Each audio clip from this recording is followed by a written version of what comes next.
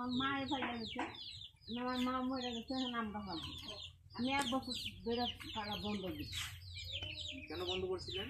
বন্ধ করছি, আমরা আসতে পারি না, এখন দেখবেন কিভাবে? এখন পামু যে বেরিয়ে আছে, আমি আমরা ছোট তো নিয়ে আসবো না। না, পুকুরে আপনার নদী আছে তো, এদিকে স্রোত আছে, এদিকে স্রোত নাই। এই জায়গাগুলো তো বুঝতে পারবেন। এত সুন্দর করে দেখাশোনা করলেন যেন না যায়, ওটা তো আমার কোনো পাখি টাখি যেন না খায়, মানুষ যেন না ধরে। আপনি বসে থাকবেন আর নিচের কাজগুলো চাচাদের দ্বারা করা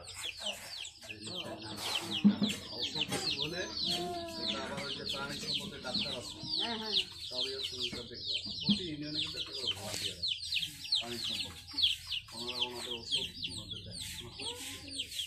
প্রাণী সম্পদ যেমন